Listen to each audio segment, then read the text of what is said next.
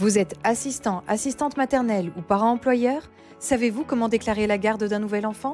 Connaissez-vous l'impact sur le montant de votre allocation chômage si vous perdez un contrat? Pôle emploi met à votre disposition un portail spécialisé qui va vous faciliter la vie. Ce portail, accessible gratuitement depuis www.pôle-emploi.fr, vous aide dans toutes vos démarches et formalités. Vous êtes une ou un assistant, assistante maternelle? Connectez-vous ici. Retrouvez toutes les informations sur les aides et les allocations chômage en fonction de votre situation, ainsi qu'un guide pour effectuer vos démarches et votre actualisation et éviter les erreurs. Accédez à une foire aux questions avec les réponses aux interrogations les plus courantes liées à votre indemnisation, à la réglementation, aux démarches. Retrouvez également les offres d'emploi de votre secteur, des outils en libre service comme les simulateurs d'allocation, les contacts utiles ou encore les informations sur votre conseiller indemnisation. Si vous employez ou vous souhaitez employer une personne pour garder vos enfants, l'espace « Je suis parent employeur » est pour vous. Découvrez le nouveau service Page Emploi Pôle Emploi qui facilite vos démarches de fin de contrat.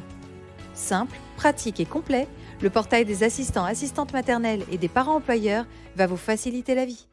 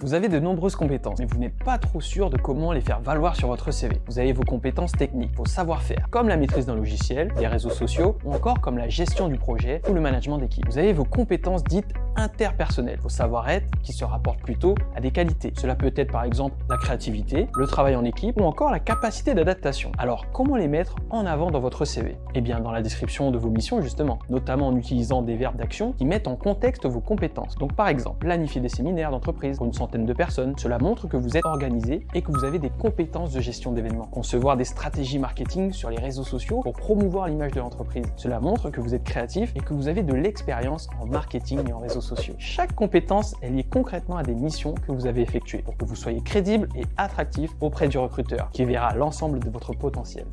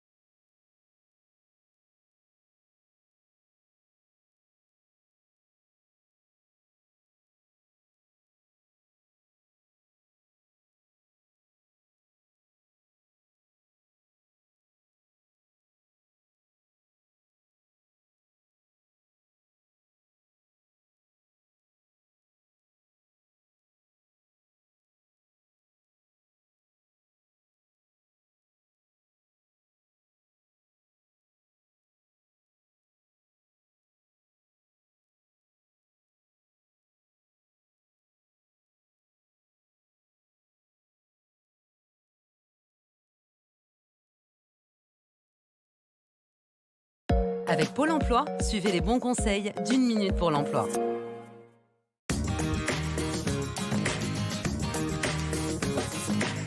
Vous cherchez du boulot, vous êtes très motivé et vous faites tout ce qu'il faut. Mais il y a une chose à ne pas négliger, c'est de le crier sur les toits.